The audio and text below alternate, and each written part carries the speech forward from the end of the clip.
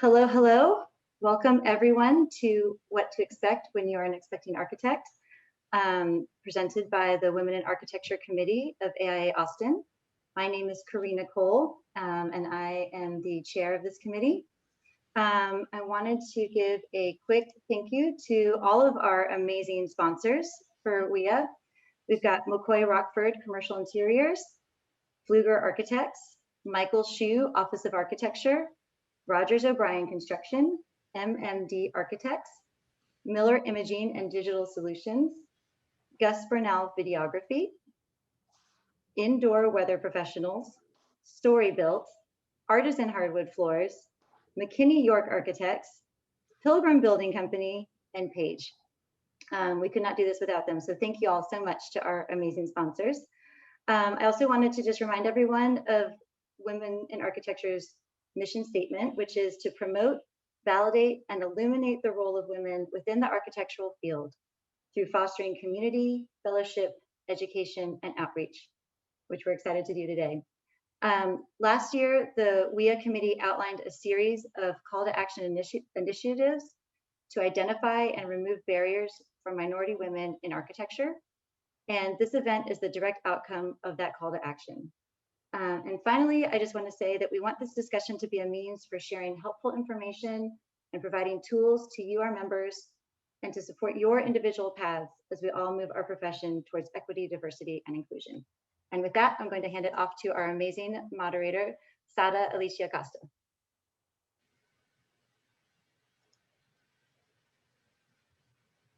Hi, my name is Sara Alicia Costa, or just Sara is fine too. I am a graduate of the University of Texas School of Architecture, and I've been here in Austin since 2000. I left my full-time career with the birth of my first child, only to find that staying at home was not for me. So I've worked at various firms since then, part-time while raising 3 kids. I was finally licensed in 2018 and went back to work full-time that year. And recently I founded my own firm, Ocarente Architecture and Design. And I hope you all know Wendy, Dunnam, Tita, one of the founders of Austin Women in Architecture Committee.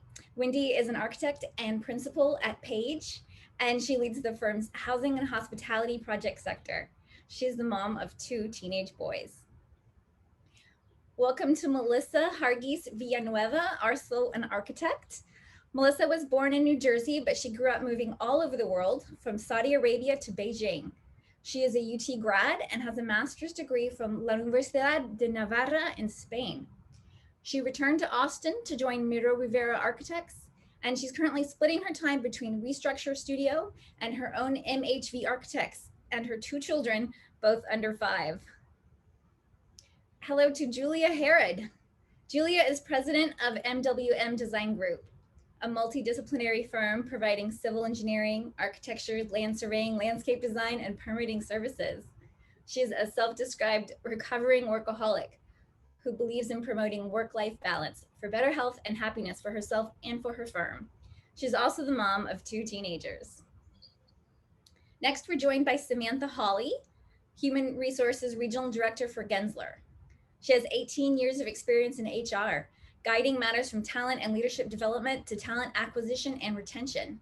Samantha is also mom of 2, an 8-year-old girl and a 5-year-old boy, and she's juggling the working mom life and advocating for women in the workforce professionally as well. Welcome to Meeta Morrison, architect and owner of MMD Architecture. Meeta holds a graduate degree in architecture from the University of Texas, Austin, and an undergrad in art and art history from Rice University. She is an artist as well as an architect. Hello to Agustina Rodriguez, also known as Agi Miyagi. Agustina is a designer of architecture and visual art. She has a Master of Architecture from UT Austin and extensive experience in commercial and residential architecture, including medical offices and hospitality. Next, we're joined by Diana Sue. She has a BA in economics and a BA in fine arts from Amherst. She has a Master's of Architecture from UT Austin. Deanna is an architect with Page, and her portfolio includes higher education, civic healthcare, hospitality projects. She was a leader in developing the AIA Austin Leadership Collective and is working with others on a mentorship initiative. She has a 3-year-old and a 1-year-old. And finally, welcome to Jennifer Ward, Principal Attorney at the Law Office of Jennifer D. Ward. Her practice focuses on employment law and general counsel for employees, small businesses, and nonprofits. She was named one of Austin's top attorneys by Austin Monthly Magazine, and she volunteers with SCORE, where she advises entrepreneurs on a range of legal topics. She is also an accomplished pianist with a master's in music from the San Francisco Conservatory of Music. Welcome, Jennifer. Welcome all. Thank you so much for joining us today. We're going to launch right into the panel discussion. And if you have any questions, please add them to the chat and we'll get time for Q&A session at the end. So just to start it off, let's get the facts. We all want to know, what are our rights regarding maternity leave, pregnancy, doctor visits, and are firms allowed to place restrictions on their maternity leave policies? Hi everyone. I'll get started as the one attorney in the room. I actually love roles like this and opportunities like this because I think we all need to arm ourselves with the facts about our rights. So I'm really excited to pass off what I know. So as a starting place, I'll just tell you that if you ever have any question about where those legal limits are, what's allowed, what's not allowed, make sure that you make use of the great government agency websites that are out there. Go right to the source. If you have ever have any question about are your rights being violated, the Department of Labor, the Texas Workforce Commission, the EEOC are really great resources. So do you have a right to maternity leave? The question is maybe. If any firm, doesn't matter big or small, if they have a maternity leave policy, then you're entitled to receive those benefits just like everybody else at that operation. So that's kind of our starting place. But the legal requirements are really going to vary depending on the size of the firm. So the smaller you are, the fewer legal requirements you have, and the larger you are, the more requirements that you have. So, and this is particularly relevant to architecture firms because I think frequently, you know, many firms around Austin are smaller operations. So, so what you need to know is that there are a couple of laws out there that are really key. The Pregnancy Discrimination Act is key. That's tied to Title VII. And so that kicks in once an employer has 15 or more employees. Another important law is the Family Medical Leave Act. That kicks in if the employer has 50 employees. So if you're working for a large employer, then yes, you are entitled to certain rights with respect to maternity leave, doctor's visits, all of those things. But you have to make sure you qualify. You have to have been there a year. You have to have worked enough hours in that year. You can't be, you know, pretty limited part-time basis and qualify. So if you're looking at, you know, a job change, then you're going to want to do some research with respect to the particular, you know, the particular firm you're looking at. Ask them those questions. Ask what their policies are. If they have a policy, that's what you can rely on. If they don't have a policy, then you're going to want to, you know, do a little deeper research to figure out what you're entitled to. Maternity leave can be paid or unpaid. That's really what's going to be specific to that particular firm and what they offer you. So that's a really important question to make sure you know the answer to. And then I also wanted to explain that there's a different circumstance where you might have some leave over and above normal maternity leave when there's a birth of a child. And that would be circumstances where perhaps towards the end of the pregnancy, there are some medical complications, or perhaps as you're ending your maternity leave, there are some medical needs going on. And so you also have rights under the Americans with Disabilities Act that may kick in under those circumstances. So, you know, the quick answer to are you entitled to maternity leave? Hopefully, yes. Hopefully any firm that you're looking at or working for has some policies in place, but especially for those small operations, they may not have had to deal with this before. It's not uncommon around Austin for places to not have a policy yet. And so you may be a trailblazer to kind of arm yourself with what's legally required and start having those conversations to make sure that you get something that's going to work for you. Right. So if you're new to a firm or interviewing for the first time, this might be something that they might have in their office handbook, or it might not be a policy that they address. Or if you're new, you don't fit that 1 year requirement. What kind of things should you ask or disclose during your interview regarding either your pregnancy or children, if you have those? Well, really quick, before you get into, I think, what you should disclose or not disclose, Yes. just to kind of reiterate what Jennifer was saying about, if you are pregnant, keep in mind the size of the firm, because I can't speak for large firms, but for small firms, less than 15 people, a lot of it's all going to depend on your personal relationship with the people there. And because there's no hard rules. And unfortunately, or fortunately, small firms are going to tend to take care of those who've been there for a while. Like if you've been there for 5, 7 or more years, they're going to take good care of you. If you're brand new, they just might not. You just haven't put the time in, so they might not treat you as fairly as you would like. So I just think if you're expecting and you're looking for a job, just something to consider. Yeah, that's a good point, Melissa. And I'll just add to that a little bit from an HR perspective. And hi, everybody. It's such an honor to be here as well. Glad to be invited to participate. So on the HR front, two points. If they don't have one, what do you do? And recognizing that firms sometimes are really worried about a discriminatory practice, because to your point, Melissa, if they are, doing something on tenure or doing something that feels sort of like favoritism, et cetera, there might be some legal issues to that. And Jennifer, you can probably chime in on that.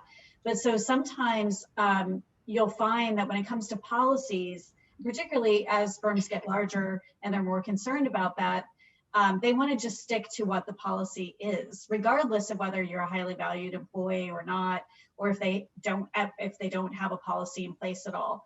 So my recommendation, if your firm doesn't have anything in place, is be patient a little bit. Immediately, that may mean that you don't have a paid benefit. But what other things can you do that may not be as sort of a big policy change immediately that would be helpful to you? Maybe you want to go part-time at first. Maybe you want to stay full-time, but you need more flexibility in your schedule. Those kinds of conversations I think are really, really important for any employer, because at the end of the day, it's a really aggressive talent market. And it may not feel that way, but they actually really need you to stay. You have a lot of value. They've invested in you. You're trained. And so trying to find that win-win where you're in a phase of your life where you need a little bit of support, and what can they do to help, provide you that flexibility, et cetera. Again, so we're obviously a larger firm. We've done something different recently where we just implemented a paid parental leave program that covered a wide variety of types, new dads, moms, adopted, childcare. And that was a new shift for us. We had not had, that kind of a robust policy in place for a while. And it did take a little while for our firm to take that step. Along the AIA industry, it looks like most firms are offering 3 weeks of paid leave. The industry outside of architecture and design, because you have much larger firms, to your point, Jennifer, earlier, is a little bit more robust, more like 6 weeks of paid leave. So that's kind of just landscape-wise what to be aware of in terms of what the market is right now. The good news is, some industry trends have shown that firms are really recognizing that family-friendly benefits are critical to their ability to retain and grow talent.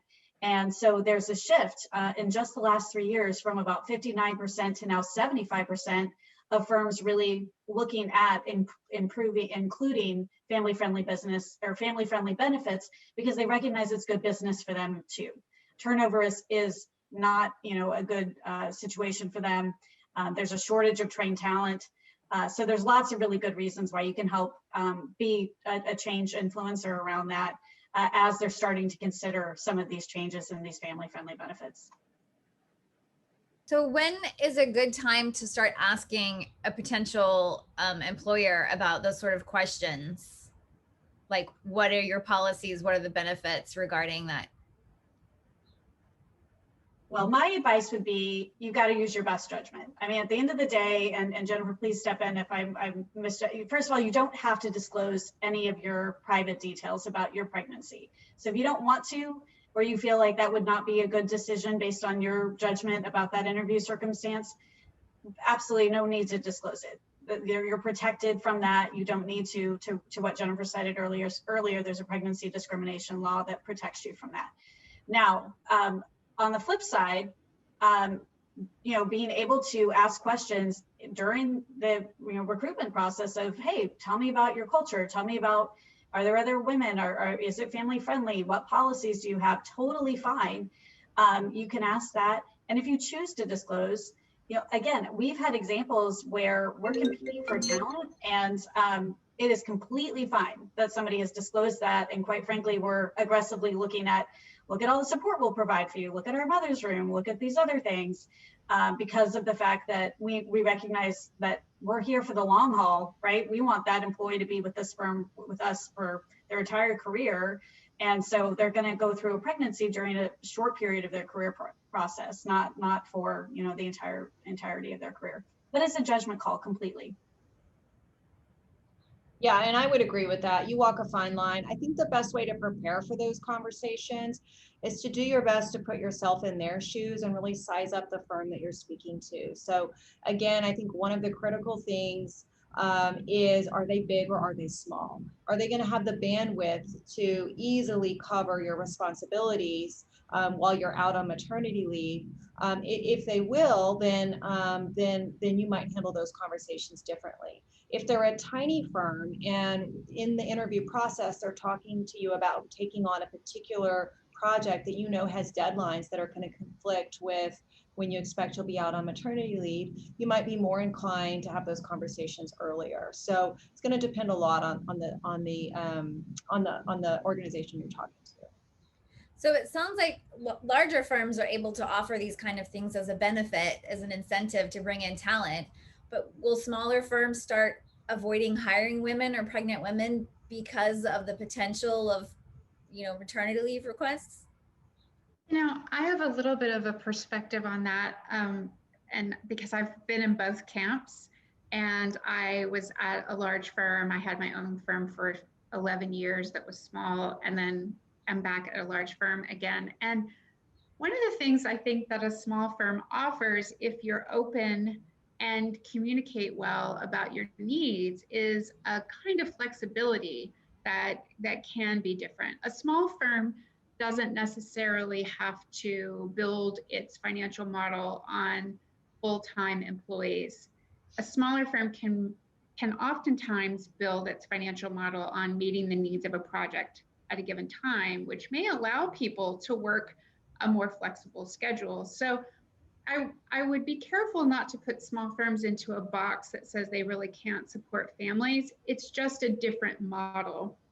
And learning what that firm's model is built upon, and then having a really transparent dialogue can be really, really helpful. In my firm, there were, of 8 people, 7 of them were mothers, and some of those mothers worked a very targeted day and were full-time hourly employees. So they accrued benefits and all of those other kinds of things, but they were working strictly on an hourly basis. And that allowed them to kind of have some flexibility that is much more difficult in a larger firm that has to deal with a kind of equitable work week across a larger population.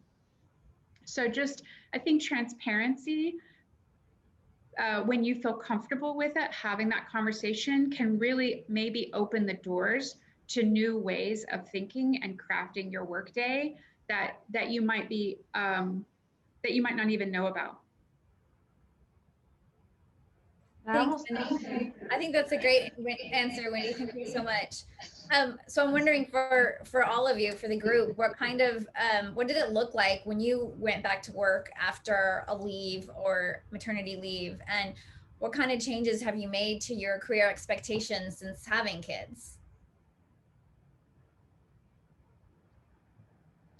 I'll jump in just because I came back to work in those two different models. And one of the things, and there are a few people on this call that would probably have heard this from me before, and it's that, you know, coming back into a work setting, some of us feel like there's this kind of overcompensation in a way, this sort of like must show them I can do everything as well or better as I did it before, because now you're carrying this other kind of job. And the gift that you will give yourself and others is not over-promising, because it is just a recipe for pain on all sides.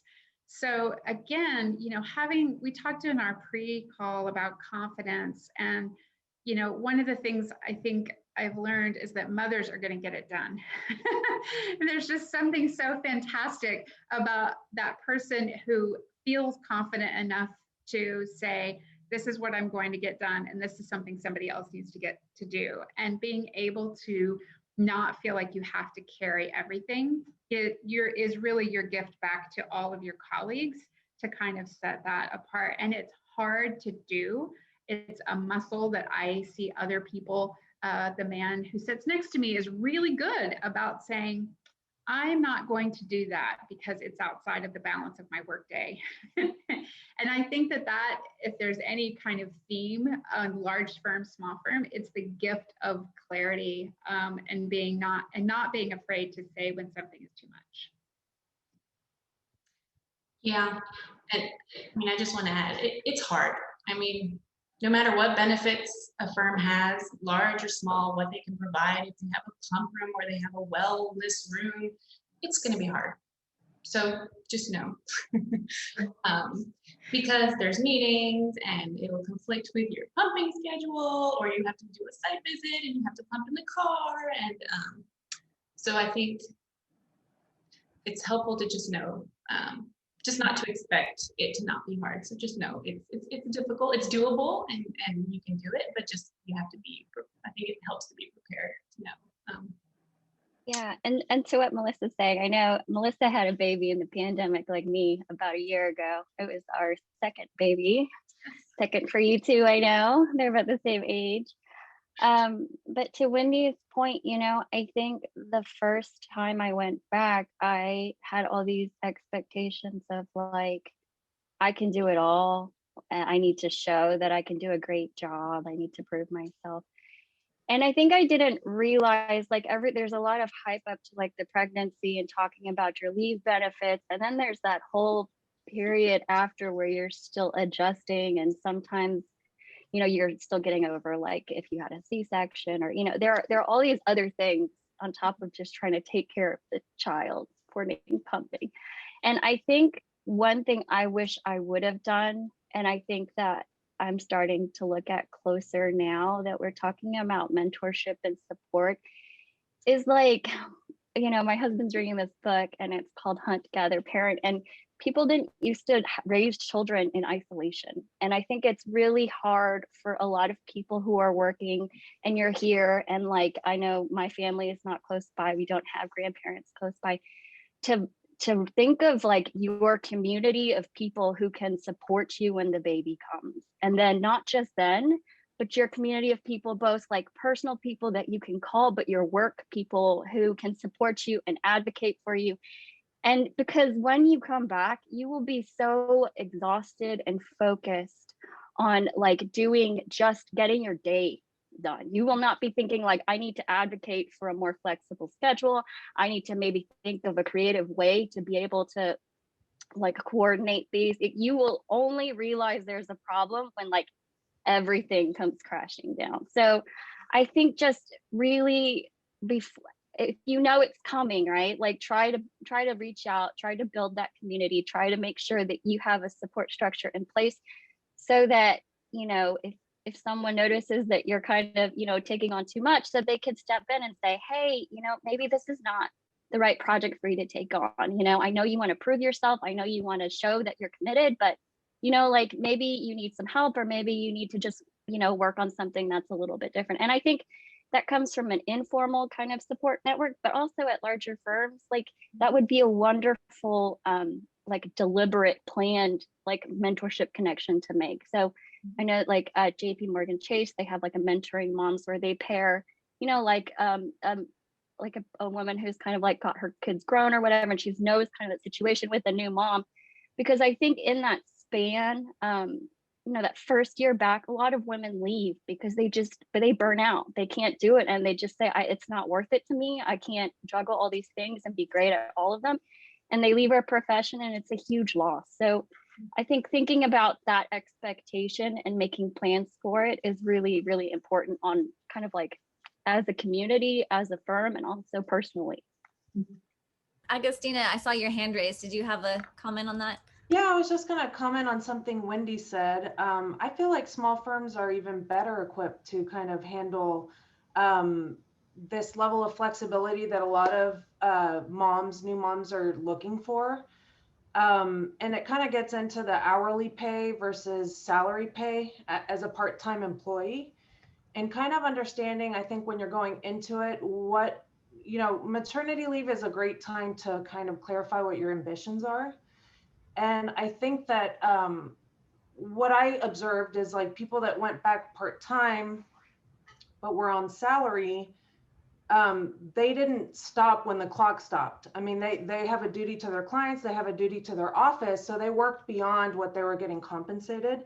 So I feel like if you're in a position where you can negotiate with your office, maybe just have that in mind and consider, you know, requesting hourly pay so that you can get paid for every hour that you're working.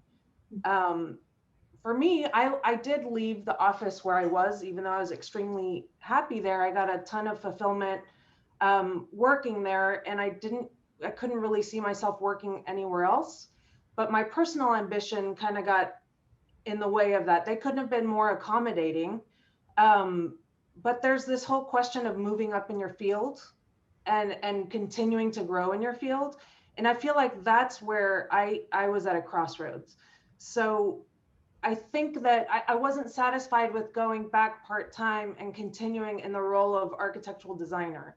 I wanted to be a senior associate, and for that you have to have full commitment. You lose your leveraging power in a mid-sized to large firm if you kind of tiptoe back into it, which is the flexibility we all need. Small firms, it's a little less title focused, and so one might feel more comfortable going to work at a small firm because it's not so competitive in terms of growth in that particular setting.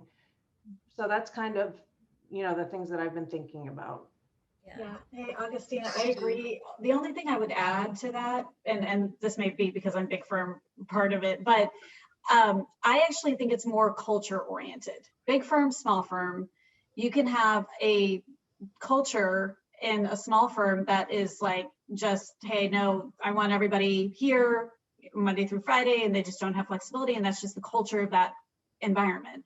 Right. Or you can have a big firm that has a culture that's very, you know, accommodating to flexibility and has, you know, sort of a long-term view of this and really wants to try to make sure that everybody's, you know, because again, that demographic and this keeping women in the workforce is important to every firm for the most part, if they want a competitive advantage. So I think it's more about the culture of the firm rather than the size.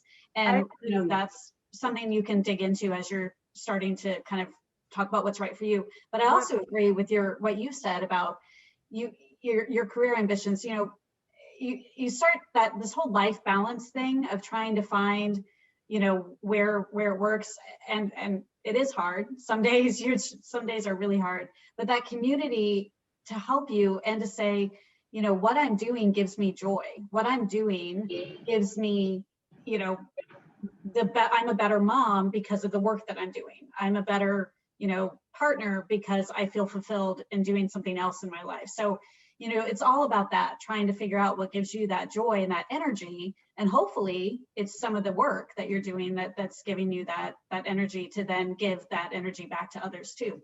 And just a quick note on what you mentioned about culture in the workplace. I think going into interviews, it's really important to know what the culture of the office is going into it, because if you're kind of negotiating these benefits, you might be put into a position where you're going against the grain. And you have to ask yourself, do you want to be you know, the change maker in the office and put your energies there? Or do you want to focus on the work and focus on your family and just have the you know, the I guess security of knowing that you don't have to spend your energy there. It's just the culture is right for you, and like finding the right fit is just really important. Yeah. Hey, Sarah, can I answer a question that's in the chat? Oh yeah, which one was that? I'm just looking, it's not really a question, but someone made a comment that they feel like in their experience that maternity leave is when new people sweep in the place of those who left. And I think somebody else said something like asking about how long does the asking for help last? And I mean, honestly, I think that I'm going to answer them both. The asking for help, I mean, that's not just, I mean, that can be any stage of your life for any reason, right? I mean, you could have a parent that needs your time and attention and care, and you need some help. I mean, everybody is going to go through some phases of their life where they need to be asking for help. So I don't think it necessarily specifically lasts forever. I don't think it's a stigma that stays with you for the rest of your career at that firm just because, you know, you needed some help for a period of time or asked for help. So I wouldn't specifically worry about that. It might have a lot more. I think everyone's spot on with the culture piece. Has a lot more to do with the culture of that firm. But in terms of the people swooping in, I could totally see how that might happen at different firms. And just as a business owner, some advice for those who might be considering, especially an extended maternity leave, check in. Like, check into the office every now and then. You don't have to work. You don't have to just, you know, a little email. How's everything going? How did my project end? Let's say, you know, you left your project in a nice spot, but it was just about to go into construction.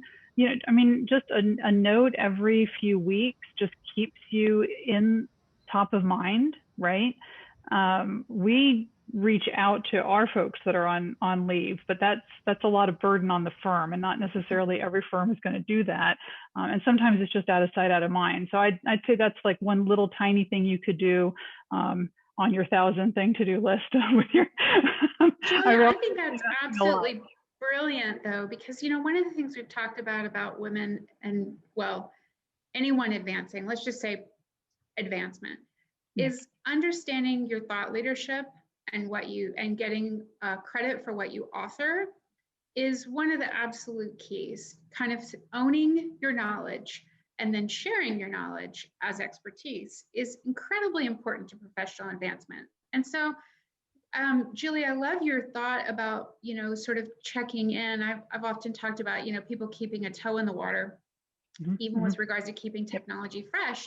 But writing, if you're away for 2 years, but you left an amazing project under construction, you know, it might happen that project finishes and your authorship, the role you played in it, isn't necessarily claimed by you because it gets published and you're not necessarily there, or you don't get to manage the photo shoot.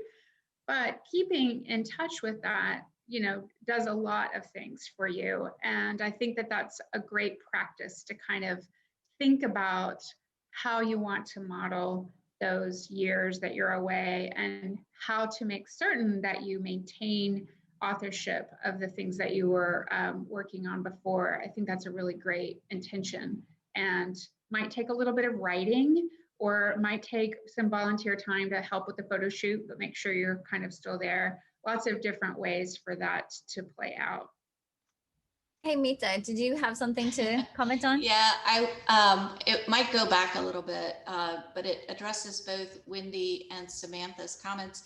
I am the owner of a small firm. I call it a micro firm because it's just 3 people. The fact is, whether you're a small firm or a large firm, the amount of time, energy, and resources that go into training someone are, for a small firm, as a share of the resources we have, are quite high.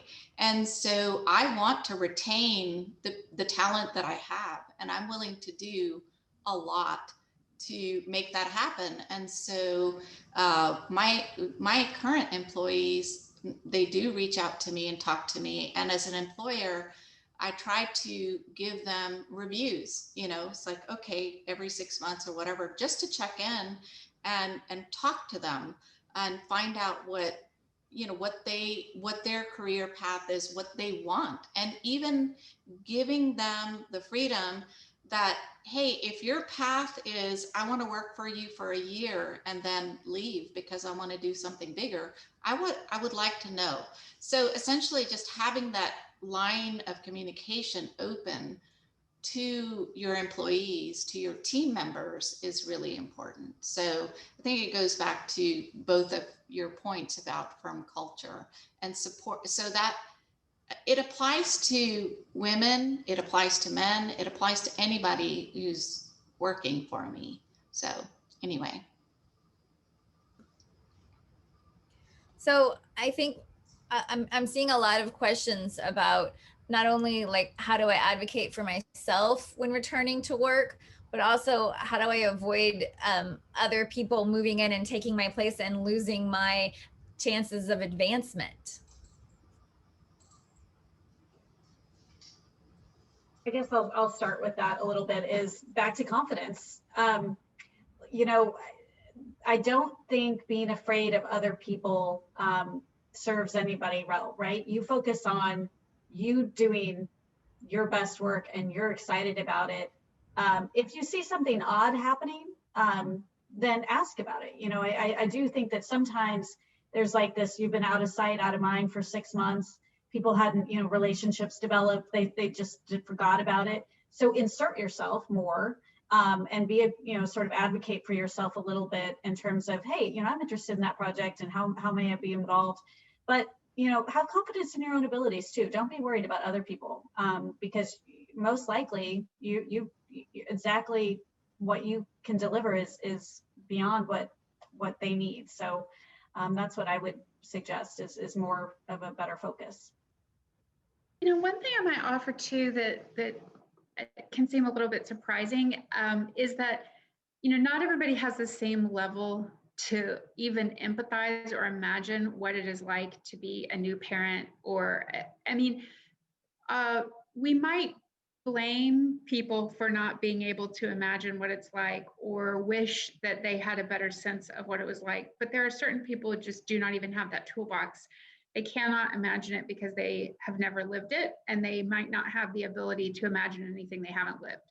So our role is to paint a clear, sometimes radically candid picture of that, and to be able to confidently express those vulnerabilities and to explain what some of those things are, to be able to say, I'm actually worried that all of my amazing skills and everything I bring to this firm are going to be diminished in the eyes of the people who are making decisions because of this role I also now have as a parent. How can we create a dialogue where I still feel valued? And being able to actually say that out loud in a really vulnerable way is so empowering. Sometimes really accepting your vulnerability and expressing it can actually give you power. And I think that taking time to kind of sit with that and to be able to articulate it and, you know, breathe and take a walk outside before you do can just, I think that will give you power as a human, whether you're a parent or not. I have found that some of my most empowered moments come from when I lay it all on the table. That's beautiful and scary at the same time. And I think that speaks a lot to my next question, because one of the things you do when you become a mom, whether you want to or not, is you grow a lot emotionally as a person and in your abilities for all sorts of things. I'm wondering, what kind of skills do you feel like you learned as a mom that you didn't maybe have before, and how does that contribute to your new success at your firm? Everything. I mean, seriously, as a mother, you end up having to manage so many expectations, not just, and oftentimes your own expectations have to sort of take a back seat because your kids want things and you have to guide them and help them figure out what they need rather than just what they want, which I think is a skill set that as an architect has come in really handy, because I have lots of clients who say that they want something, but that's not actually what they need. And I know that you've been there too, whether it's their budget or, you know, the weird floor plan that they want, and you have to kind of talk them through it. And this is a huge skill set that you gain as a parent.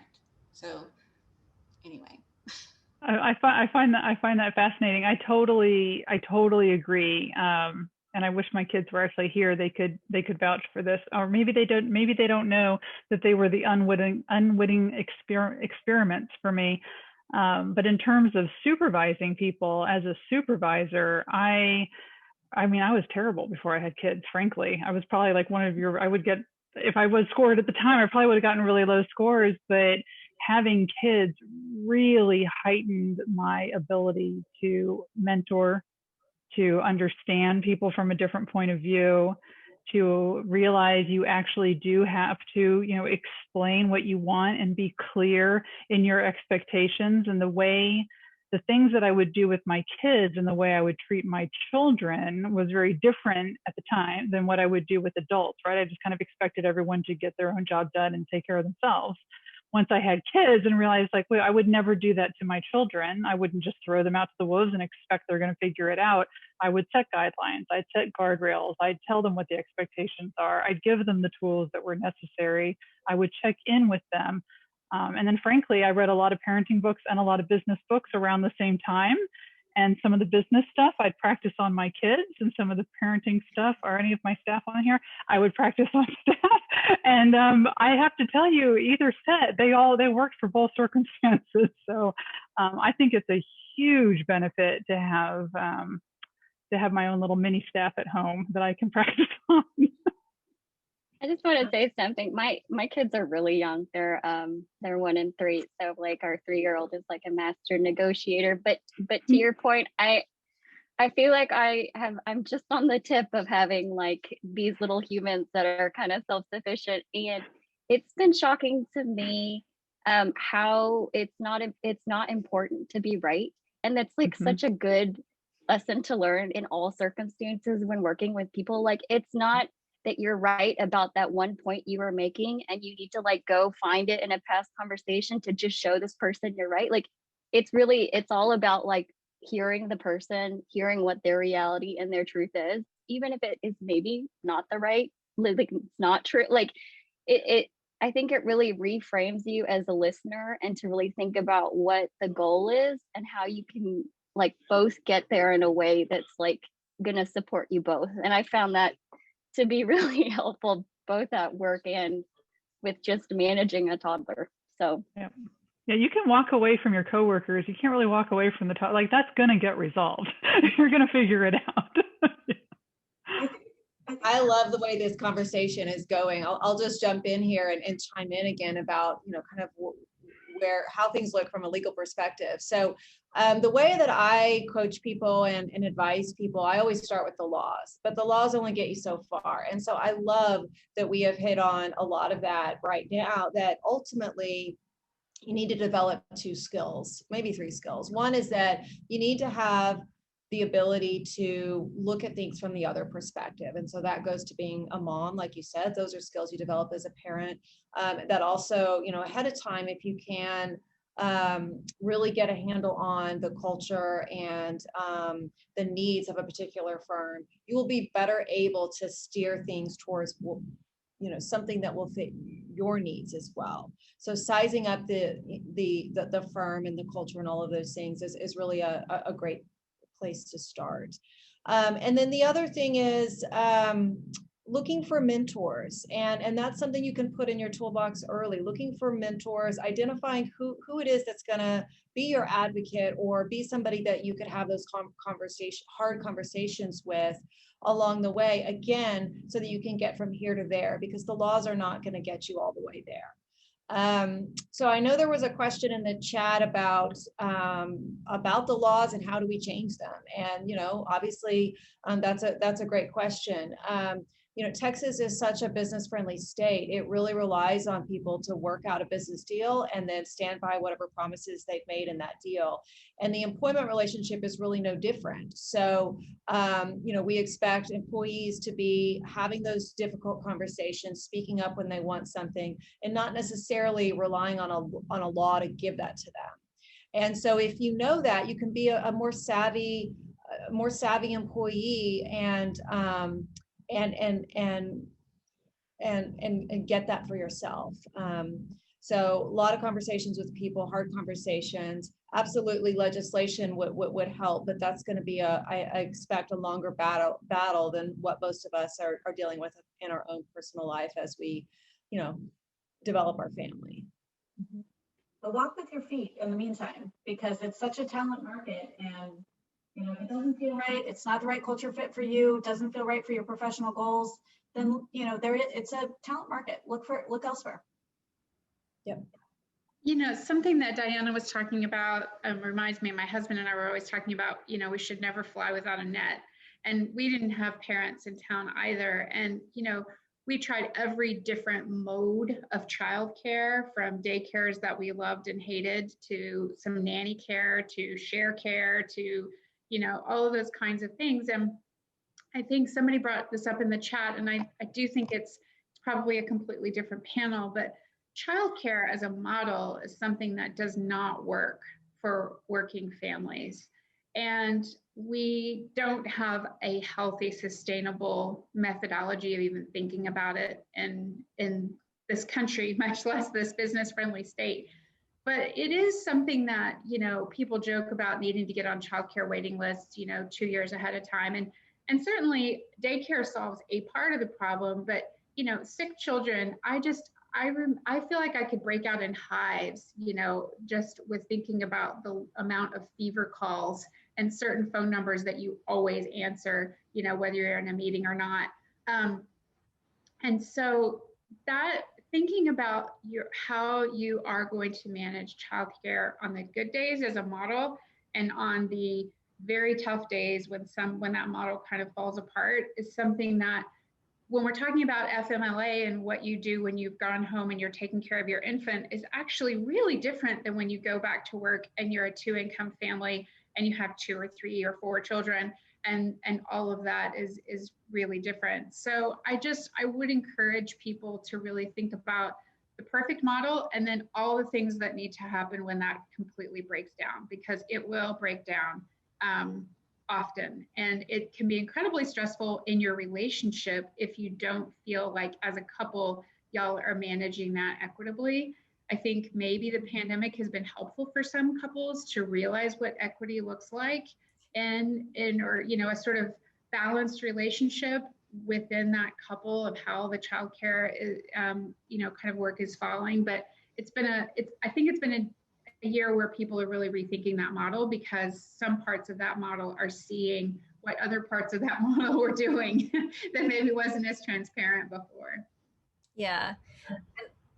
Well, all of you guys have kind of spoken to this a little bit, but I think whatever stage you're in, whether you're asking for maternity leave or trying to come back to work, given the fact that Texas has such a lack of formal regulation, from each of you, I'd like to know, like, what are some strategies that you used to help advocate for yourself for what you needed?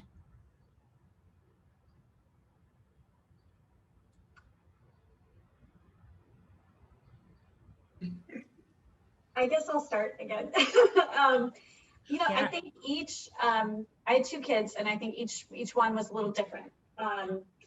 So in the first one, I just wanted a break, and that's what I asked for. You know, I just said, this is a special time. They knew that I had trouble trying to have the baby for many, many years. And so I just took, you know, a break for about 8 months. And that was totally respected. I mean, to the earlier point of being fully transparent sometimes is brave. and so that was good. And then I think with the second, I was pretty itchy to get back to work. I missed it. I missed my social connections. I missed my work itself. I missed feeling like a human because I hadn't showered in 2 months. So it was, so I really wanted to get back to work. And I think about that community of support, right? So that became sort of like, it's a family decision. How are we all going to help mom get back? How are we going to lean upon whatever tools we have to make this thing work? And I went back relatively quickly.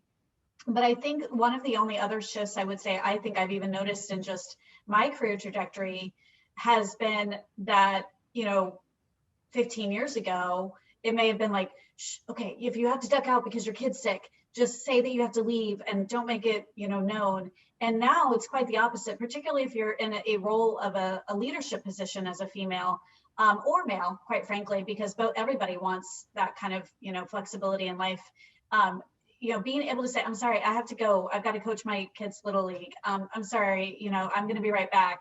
Actually helps other people feel safe that that's the kind of culture that it's okay to duck out for, an hour, come back, and, that you'll get that your priorities are all still in balance in some way. So that's what I asked for, but mine was pretty easy because I had good support systems in place to help. I was going to comment too on the flip side of that, regarding family support. I think that that's also an opportunity to pivot if you have it and you have the discussion.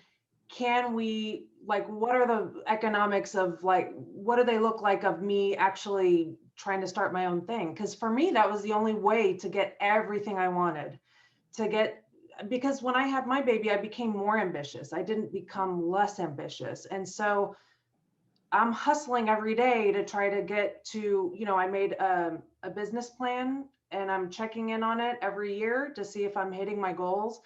And it's just a whole different ball game, but primary caretakers, if we can do anything, it's multitask. So I really think that it just depends on what you want to be doing. And the way I kind of felt, again, I feel like I'm in a full transparency. I feel like I'm lucky to have been able to jump into a lot of service in the last 2 years. Not everyone has the opportunity to do that, but that's the way I've kind of kept my resume fresh and things like that. So it's really kind of looking at how to, if that's feasible for folks, not everyone can do it, but it's kind of an alternate direction rather than going back to an office. I also think that, I see faces in this group that I know who have supported me on this journey, and that is so very important. So a lot of times, especially, I went to school after my kids were already, in 6th grade. So got my graduate degree much later. And so I had to ask for help. I had no parents or family living here. And the people that I asked for help from were other architects. So other women architects, and I might get emotional, so just excuse me, but they gave me the freedom to choose the career path that I wanted to choose. It did, in some ways, Agustina, you're exactly right. It made me more ambitious because I still want to be an architect and I want to take care of my kids and I wanted to take care. It has made me more ambitious because I work a lot harder. But when I need help, I know who to reach out to. And those are women architects because they've been through this. So anyway, I would just recommend that you should find a mentor and you should find other people who are going through this and talk to them. And I feel like what Samantha said 15 years ago, there was a lot less of that. So anyhow. Yeah. Some questions from the chat. We have a question from Heather is wondering, there's an expectation of the firm to be available during leave to answer project related questions or go to a project interview. And if you set boundaries to focus on your baby, that it was frowned upon in leadership, and how should we handle this kind of situation? Sincerely, as clearly as you can. Jennifer will give you the right answer, but I have another answer. It depends on the type of leave. So if it's an FMLA leave, then they are not allowed to be contacting you or expecting you to be on duty in any capacity while you're on family medical leave. But as we talked about earlier, especially for smaller firms that aren't legally required to give FMLA leave, then you're kind of in a gray area. I would say that if it is a paid benefit and it's not FMLA leave, it's a maternity benefit, then that's really a gray area where, you know, my expectation would be that if you're on leave, you're on leave, but there's probably room to have a conversation about that. If it's unpaid leave and they're not paying you during that time frame, then I would say the opposite. I would say, again, you should be off duty. They're not paying you to be in the service of the company during that time frame.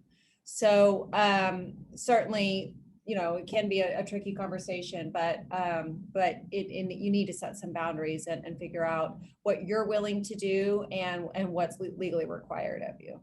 So just to reiterate, if you are on FMLA leave, there are specific rules about how that works, correct? Correct. They should not be contacting you. They should not be expecting you to regularly monitor even your inbox. You know, so I would expect that you're off duty if you're on FMLA leave, and that's what the law says. But there's cultural implications to that, right? I mean, that's what the law says, but then you feel kind of, I mean, at least I felt like I was, like I needed to answer those questions, that I wanted to answer those questions, because it's a way to stay plugged in with the project as well. And I wonder if there's any cultural, you know, punitive, if there's a punitive element to really setting a hard line. I mean, I think that that's probably a concern for a lot of people. Well, there is for that decision. And there's legal recourse for that. I mean, FMLA retaliation is a very common thing that happens. So, I mean, you're exactly right to be sort of tuned into the fact that humans are humans and there may be some repercussions, but that does cross a line and would be illegal for you to have some kind of consequence for not being, you know, fully tuned in. That's illegal. But yes, you walk a fine line and have to navigate competing interests. Yeah, one thing on the HR front around that is find out if they have a complaint procedure process in your firm. Many firms, especially larger firms, will have some kind of complaint procedure, because the ideal thing is for you to be able to resolve that kind of issue, you know, with them. They may not know, right? They may not have had too many people on FMLA leave. And so if you can help to say, hey, you know, actually, I only have 12 weeks of this time. Is it okay if actually, you know, we set some expectations that I'm not going to be able to attend those meetings, but this is what I would like to do. So if you can find a way to resolve them, that's always best before we get to litigious, you know, side. And even better, it helps you with, if it isn't resolved, it helps you to have a good legal argument that you've tried everything within the remit of resolving it within the company first before taking those steps. Boy, I feel like there's a Clash song in there. No, you're right. It is there are so many different gray areas, but really even preempting that by like the week or two before you have your child, the month, whenever you announce that, you know, whatever that time frame is, actually have a conversation about what your plan is and what your boundaries are. And Agustina, I mean, in one instance, I wanted to be contacted. The project that was under construction was my baby, and I wanted them to call me and talk to me about the handrail because I still cared and I wanted to create bandwidth for that. But that was my choice. And I think as long as you can be really clear about what your choices are, whether they are to be contacted or not, just really understanding what that model is and then proactively communicating it. And then you may have to gently remind people what that is. I think, you know, Sara, you started this question with, you know, what was it like for some people when they went back? And I will say I did it completely the wrong way. I overpromised. I beat myself up. I felt like I was under-delivering for 8 months when I went back. It was horrible. And I kind of burned myself out and I went on to create a different model. And I like to think that I've been, evolving along the way and kind of learning some things. I do think the times have changed a little bit, not nearly enough, but that really taking time to take care of yourself is incredibly important, and not feel like you have to bear the burden of people's, I use ignorance not in a pejorative way, but even though somebody says, we've created a 35-hour-a-week model for you, and we're happy for you to take that 35-hour-a-week model, there are many people who don't even know how to support that. So you have to kind of be in charge of clarifying whatever model y'all agree upon, and holding everybody kind of mutually accountable. So I have a question from Pooja about talking to your firm leadership if maybe they don't offer maternity leave. What can you do to ask them to try and advocate for paid maternity leave for some months? What kind of things could you say to help encourage that? Sorry, Sarah, I think Melissa had one other thing to jump in on that last one. Sorry. I'm sorry. Yeah. And then, I mean, I just wanted to kind of, talk about the, we've mentioned a couple of times now the changing of times. And I think now, or I think before more, there used to be this idea where, yes, the mother was like a super mom, and she was just doing everything and managing everything and doing it all by herself. And I mean, we are super moms, but I think now having these conversations and being honest and letting other mothers know and architects that, you need help sometimes, and it's okay to ask that. And I'm not this perfect person. I think it's super helpful, and I think it's helping, I hope it helps mothers and expecting mothers and architects that yes, it's okay to ask for help, and you need help, and I think that's how we're moving forward, hopefully. Yeah, it's tough. I want to clarify, Pooja was clarifying her question for me. What she was saying is, what do you guys think as the leaders in the architecture industry that we are here? What can we do to talk to other firm leaders about providing maternity leave? Well, I think the business case is clear. And like I said, a lot of firms, moving from 59 to 75% in just 3 years, there's an appetite.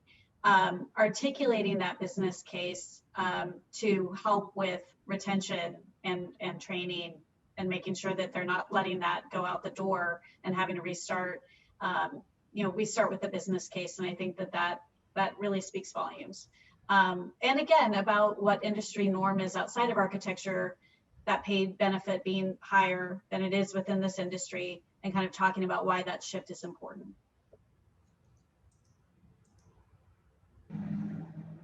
I just wanted to make a quick comment. So we kind of had a few years ago when I had my first, and WiA was just getting started. We had like a get together where we had this conversation, but it was like 6 women, book people, talking about what company maternity leave policies were for them.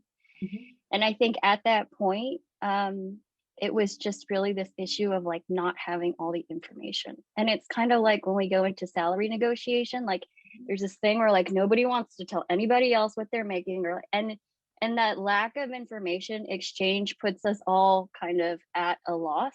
The more that we hear about other, like for example, when the Gensler policy came out, like I got an email from just like all the other women I had talked about, and I was like, oh my goodness, like this is something that we can use as a tool to negotiate and advocate for. And the more we know about what other companies are doing and what the industry standard is trending towards, and what, like that helps us kind of start to change the landscape. But it's so hard to do that without the information. And so I think that platforms like this, like, so thanks so much to Karina and everybody for organizing, like this is ways you can disseminate information that will help benefit to, like, I don't want to say unionize, but like collectively bargain for a better, improved, like equitable work environment. So I think that this is like a very important like way you could advocate for other women and other people, and like just in general in terms of equity. Like you just talk about kind of like open information, like what are the maternity leaves at other firms, what, you know, like talk about your salary, talk about what your benefits are, talk about how, like, I think that all kind of contributes to a better conversation and a better work environment. And so I think just to talk like again about kind of what Samantha's saying, like you can always walk with your feet, and the more information you know, like the better, the easier it is to make that decision. So, and I'd say the same thing is true on the firm leader side. Like it's, you know, we're working on a lot of different policies, a lot of different issues, and you know, sometimes it just needs to bubble up, right? And so knowing what other firms are doing, I see a lot of people in this being like very excited about WiA putting together like a list. I mean, as a firm leader, I love having that kind of information. It's just good to know, like, oh, someone comes up with like a creative policy, like great. Maybe we just hadn't thought about it yet, or didn't notice the need yet in our firm for something, even beyond parental leave, potentially. It's just good to know, I think, from both sides, to know what those options are and be sharing that information for sure. One other thing that just comes to mind is look for who can be advocates of that story, right, within your firm. Because what I found powerful was I had a lot of dads, adopted parents, you know, different circumstances, not just our new moms, come in and say, are you aware of this? You know, hey, because I just had a new baby and my wife needs me and I can't do anything. I'm not there. Are you aware of this? I just adopted a child and it's not covered. So I think that look for who can be not only just, again, I think that the moms group is incredibly powerful, but when you can collectively sort of get advocates and look at also kind of maybe some senior level advocates and kind of talk to them and say, this is a real felt need. Can you help me put this on the agenda? You know, make sure that this is heard. So that I think that always helps you to get that internal kind of momentum of a groundswell of support. Well, Samantha, to that point, when we first rolled out our parental leave policy, I mean, I was the one who started the initiative, but my focus was on expecting mothers, to be honest. Sure. And the only people who have used it so far have been our male employees. And which is great. That's why I made it parental, to be equitable to everybody. Yeah. But I have to say, I was actually kind of surprised, right? We just haven't had the opportunity yet for any of our female employees to take advantage of it. I'm sure they will when the time comes. But I was pleasantly surprised to see that our male staff definitely were appreciative and took advantage of it as well. So but I wouldn't have known that was even a need. No one had specifically spoken about that part of it before. So it was interesting. Sometimes I think that industry standard is very helpful. I have a question for Samantha. Maybe you know what, and it's going back to what Diana brought up about having information and being equipped with additional information. Why is it so faux pas to discuss salary openly? I don't know if it's faux pas as much as it's inaccurate. I have some people that come in even now to me and say, I think I'm making this, right? And honestly, they're not completely correct. Their pay is structured sometimes in a different way, like especially if they're hourly, or sometimes they have special other income that they're not thinking about. So it is. I don't have an issue with people wanting to share a salary with another person, et cetera. It's not, that's their private information if they want to. But what is problematic sometimes is they think they're saying something and then they're not really actually talking about it in accurate terms. And also, I think that there's still a perception that that's an individual conversation to have about your career, your worth, your value, and it doesn't really have to do with others, et cetera. And I particularly would say that may apply in this industry. I didn't spend most of my career in architecture and design. I was mostly in finance and accounting. You guys are way more fun, by the way. It's a great industry shift for me. But I think there's, every single person, when you're talking about intellectual capital, is very unique. Their skills are unique. What you're bringing to the table is a little unique. So even if you're called Architect 1, like on the AIA salary survey, I have 1 million people that are Architect 1. They're all very different. So it's more art than science in compensation sometimes. And also market data is really hard. We don't have great, benchmarking information that helps us really understand, what is that? We always try to stay close to it. We're always really trying to understand, what this should be. So I think that's generally it. It's not bad, Augustine, it's just inaccurate. And I think probably not as nuanced and to the person and about what their kind of unique value proposition is as I wish it was. Okay, everyone, I hate to cut it off there, but we do need to wrap it up. They have so many more questions that we didn't even get to. We have so much more. We could probably fill 3 panel sessions with this. I want to thank you all so much for joining us today. Thank you, Agustina. Thank you, Diana. Thank you, Wendy, Jennifer, Samantha, Meeta. Thank you so much. Thank you, Melissa and Julia. And thank you so much, Karina, for putting this together. We are so thirsty for this knowledge and we've been waiting to have this kind of discussion. It's wonderful. Thank you, everybody. Have a wonderful day and happy Mother's Day. Yay, happy Mother's Day. And yes, Day. we will reach out to address any questions that we didn't get to. I just wanted to let y'all know that we're going to save the questions and we will distribute some answers to those. So thank you guys. And thank you to the panel. And thank you, Sara, for moderating. I mean, a panel of 8 is no easy task. So you did a beautiful job. So thank you, everyone. Thank you. Y'all take care. Bye. Bye. Bye.